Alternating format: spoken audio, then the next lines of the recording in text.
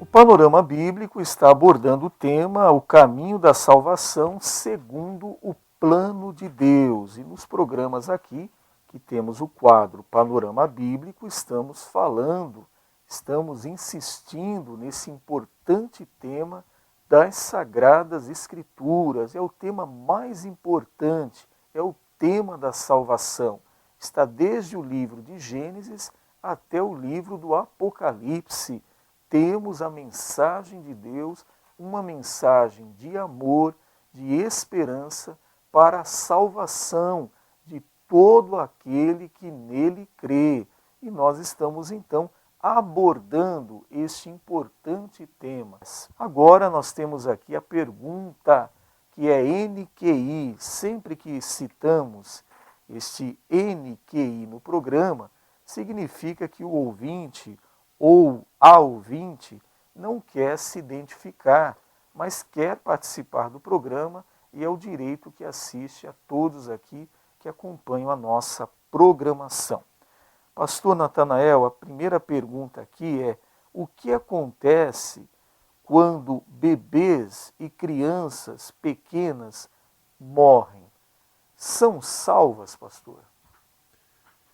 Como o irmão mesmo citou a respeito do exemplo de Davi, quando ele pecou e reconheceu o seu pecado diante do profeta Natã, seu pecado com Betseba, ele disse que em pecado me concebeu a minha mãe. Isso nos diz, Salmo 32, isso nos fala a respeito do chamado pecado original. E o irmão muito bem nos lembrou do episódio desse pecado com Betseba, em que Betseba engravidou de uma criança. E o próprio Senhor disse que essa criança iria morrer. E qual foi a atitude de Davi? A atitude de Davi foi orar e jejuar. Apesar da sentença já estar atribuída, podemos assim dizer, por Deus, Davi teve uma atitude de constrição, de busca, de suplicar a misericórdia do Senhor. E nessa sua atitude passaram-se os dias e a criança veio a óbito e Davi percebeu pelos seus serviçais que a criança estava morta e teria ele de tomar conhecimento dessa morte. Então, quando ele tomou conhecimento, ele parou com o seu jejum, com a sua oração, e os seus serviçais perguntaram: puxa, agora você parou de jejuar, de orar? E isso está em 2 Samuel, capítulo 12, verso 20. Então Davi se levantou da terra e se lavou e se ungiu e mudou de vestes e entrou na casa do Senhor e adorou. Então veio à sua casa e pediu pão. E lhe puseram pão e comeu. E disseram-lhe seus servos: que é isso que fizeste? Pela criança viva jejuaste e choraste. Porém, depois que morreu a criança, te levantaste e comeste pão. E disse ele: vivendo ainda a criança, jejuei e chorei, porque dizia: quem sabe se o Senhor se compadecerá de mim e viva a criança? Porém, agora que é morta, por que jejuaria eu agora?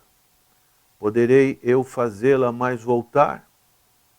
E aí, a grande esperança de Davi: eu irei a ela, porém ela não voltará para mim. Então aqui aparece uma promessa maravilhosa para todos os que perderam uma criança. Eu irei a ela. Isso nos mostra o respaldo bíblico a respeito dessa idade, que podemos também, apesar do pecado original, também é uma idade da inocência, que a pessoa não sabe distinguir, fazer uma escolha. Aí podemos também entrar numa outra questão, que é o batismo em favor das crianças. Será que tem a sua validade quando os pais têm aquele procedimento de batizarem os seus filhos, como algumas igrejas da fé protestante fazem? Então fica essa resposta, o exemplo de Davi, e isso é algo que nos dá essa esperança daqueles que perderam seus bebês, né, as suas crianças em pouca idade. Pastor, existe alguma idade própria para que a criança faça uso da razão e possa aceitar a Cristo assim, conscientemente, entendendo o Evangelho, entendendo seu problema do pecado? Eu lembro do pastor Natanael, que o senhor falou bem agora sobre o batismo, que ele, quando ia apresentar uma criança aqui na igreja, ele tinha um cuidado de dizer: eu não posso batizar essa criança. Por quê? Porque se eu perguntar a ela agora se ela aceita a Cristo, ela não vai responder, ela não está entendendo nada do que eu estou falando. Então eu não posso levá-la às águas batismais, mas podemos apresentá-la a Deus pedindo proteção, pedindo saúde, pedindo ajuda para os pais orientá-la no caminho do Senhor. Existe uma idade, pastor, definida? Ou isso vai variar de uma criança para outra, pastor? Ainda dentro da pergunta anterior, o próprio Senhor Jesus disse: deixai vir a mim os pequeninos, porque dos tais é o reino dos céus. E o Senhor colocou no meio daqueles doutores da lei, dos fariseus, dos escribas, uma criança. Se vós não se tornassem como uma criança, não podereis ver o reino dos céus. Isso mostrando a inocência da criança. Agora, com relação a essa segunda pergunta, podemos entender o exemplo do Senhor Jesus Cristo. Quando ele tinha 12 anos, ele foi levado pelos seus pais à cidade de Jerusalém a participar da festa da Páscoa. E nós sabemos, pelos costumes judaicos, que a partir de 12 anos, o jovem, principalmente o homem, ele tem aquela cerimônia do Bar Mitzvah, que é uma introdução do jovem à sinagoga, ele conhecer a lei, o Torá, de maneiras que nessa idade o jovem, a jovem já tem certos conhecimentos da vida, especialmente da fé cristã, e é o momento em que, como aconteceu com Samuel, com quantos anos Ana levou Samuel ali no templo para ser cuidado por Eli? Com certeza Ana não levou com 5 aninhos, 6 aninhos, e ia ser, como é que Eli ia cuidar de uma criança nessa idade? Sabemos que essa idade ainda é uma idade que precisa dos cuidados dos pais, né? Eu acredito que Samuel deveria ter uns 12 aninhos, já podia ele mesmo fazer as suas necessidades, já ter uma certa independência na sua vida, né? Então, essa idade já é uma idade em que a criança, o jovem, adolescente, já pode optar pelo Senhor Jesus Cristo. Foi, inclusive, a idade que o pastor Natanael aceitou a Cristo, né? Com 12 anos. Com 12 anos. O carvoeiro Ele sempre falava, né? O carvoeiro entregava o carvão nas casas, que antigamente não tinha o fogão a gás, A né? gás. Então era a lenha. E ali ele entregou um folheto, pastor Natanael, a família toda foi convertida, né, ao Senhor Jesus Cristo. E essa idade também é muito própria para o batismo nas águas, né, pastor? Quando um pré-adolescente, né, naquela fase de juniores para a pré-adolescência, eles se decidem pelo batismo nas águas. Já é uma idade boa para tomar essa decisão, não é isso, pastor? É quando ele está bem esclarecido, né? Bem Não bem orientado. orientado, não por uma imposição dos pais também, que às vezes os pais forçam um pouco, mas quando ele já está bem esclarecido, ele deve tomar essa iniciativa própria. Eu penso que nós pais não devemos ficar forçando essa decisão. Eu nunca fiz isso com os meus filhos. Eu esperava sempre que eles tomassem essa decisão. Um tomou, o outro ainda não tomou. Mas quando um tomou, eu até falei, olha a decisão que você vai tomar. Para depois, É porque sério. isso é sério. Graças a Deus, apesar dos seus altos e baixos, ele tem permanecido, né? Muito bem, graças a Deus. A próxima pergunta NQI, pastor, é como as pessoas eram salvas antes de Jesus morrer por nossos pecados? É uma pergunta interessante, É, né, pastor? Porque Gálatas 4:4 diz que na plenitude dos tempos, né, Deus enviou o seu Filho, nascido de mulher, nascido debaixo da lei. E aqueles homens do Velho Testamento, pastor? Como que acontecia a salvação para eles? podemos também conjecturar, o irmão falou esse texto de Gálatas 4:4, se Deus enviasse o seu filho na época de Abraão, por exemplo, o Senhor morrer lá antes da nação de Israel. Então, os planos de Deus são maravilhosos, né? Deus, de um homem, formou uma nação. Em ti serão benditas todas as famílias da terra. Gênesis 12, de 1 a 3. E Deus pediu para Abraão o sacrifício de seu filho, Isaque. Deus não é um Deus de matança, como deuses pagãos que quer esses sacrifícios, né? Mas ao mesmo tempo ali vemos o tipo que Abraão, como pai, e seu filho da promessa, ser morto.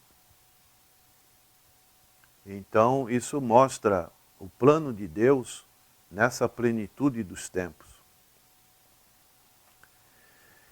De maneiras que, quando o Senhor Jesus bradou na cruz, tudo está consumado, envolvia tanto o presente, como o passado, como o futuro.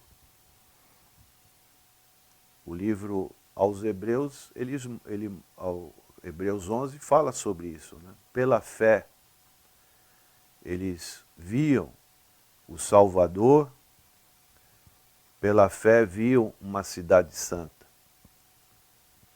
De maneiras que aqueles tipos também de sacrifícios do Antigo Testamento mostravam para o Senhor Jesus Cristo. E o Espírito Santo também já tinha o seu ministério na terra, né? Não de uma maneira como o Senhor Jesus prometeu, mas já tinha. O próprio Davi falava a respeito do Espírito Santo. E ele, como o próprio patriarca Jó também, sabia que o meu Redentor vive, e ainda que eu morresse, ele me redimiria. De maneiras que esses tipos apontavam para o Senhor Jesus Cristo, e o João Batista disse, eis o Cordeiro de Deus que tira o pecado do mundo. Então o sacrifício de Cristo ele tem o efeito retroativo, justificando todos esses homens de Deus do Velho Testamento, que criam e esperavam no cumprimento da promessa, como também tem um efeito futuro, atingindo a todos nós hoje também, então, pastor. Exatamente. O sacrifício foi perfeito, englobando os homens de todas as épocas, então. Exatamente. Aqui na carta aos Hebreus, capítulo 10, verso 4, diz: porque é impossível que o sangue dos touros e dos bodes tire pecados. Então, na verdade, aquilo que se fazia no passado era figura, era sombra, estava apontando para um sacrifício realmente perfeito que deveria ser feito para realmente tirar pecados. E como o Senhor bem disse, João Batista, né? Eis o Cordeiro, apontou para o Senhor Jesus e chamou ele de Cordeiro, como aquele novilho que vai ser oferecido em sacrifício. Ele disse, vai tirar o pecado do mundo. O poder do pecado vai ser tirado. O próprio Adão creu, quando Deus anuncia lá no Éden, né? Olha, da semente da mulher vai nascer um, que vai esmagar a cabeça da serpente. Então veja a promessa da salvação, e Adão creu. E com Adão veio Abraão, que veio Moisés, e veio tantos outros no Velho Testamento, olhando para frente e crendo, né, pastor? O próprio Senhor Jesus, quando falava da sua natureza divina, ele chegou a confundir um pouco a cabeça dos seus inquiridores, porque ele disse que Abraão viu o seu dia e exultou. E eles disseram, como? Tu não tens nem 50 anos, como é que Abraão viu? E ele disse, antes que Abraão existisse, eu sou. Quer dizer, eu sempre existi. Né? E Abraão creu na promessa de que um dia eu viria a essa terra e pagaria o preço. Muito bem. Pastor, a última pergunta do quadro de hoje é: o que é morte vicária e expiatória? Aqui é mais uma pergunta NQI para nós concluirmos o quadro. Tem bastante tempo ainda, pastor. O irmão falou do texto de João 1:29, que o Senhor Jesus, eis o Cordeiro de Deus, que tira o pecado do mundo. Então esse tirar significa a palavra expiatória. E essa palavra nós encontramos também em Êxodo capítulo 29, verso 36. Também cada dia prepararás um novilho por sacrifício pelo pecado, para as expiações, e purificarás o altar, fazendo expiação sobre ele, e o ungirás para santificá-lo. Então essa palavra, ela vem lá do Antigo Testamento, que nos mostra a função do que o Senhor Jesus fez expiando os nossos pecados.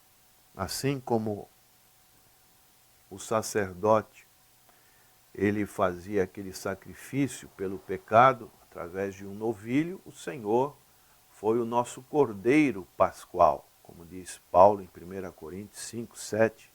Cristo é o nosso Cordeiro Pascual, fazendo uma relação com o Antigo Testamento, especialmente no Êxodo, né? Quando o povo de Israel sai do cativeiro egípcio, Deus manda matar um novilho e aspergir nos umbrais e vergais das portas, simbolizando que aquela casa estava protegida por esse sangue. Assim nós somos protegidos pelo sangue do Senhor Jesus Cristo. E a outra palavra, vicário, significa substituto. Um texto que eu gosto muito, que está em 2 Coríntios 5, 21, aquele que não conheceu pecado, ele o fez pecado por nós.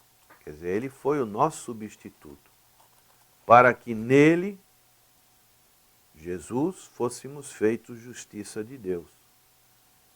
O Senhor Jesus é o nosso substituto, é o vicário. A palavra vicário significa isso. Daí essa denominação vicário de Deus está correta? Quem é o vicário de Deus? Está bem claro aí, pelo que o senhor citou, pastor, que o nosso Senhor Jesus Cristo, ele aceitou, né, ser o nosso substituto ali, pagando o preço da nossa redenção. Só ele pode ser o vicário Vicário de Deus. de Deus, né?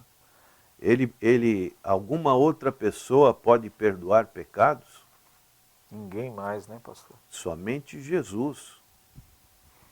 Somente Jesus pode perdoar pecado.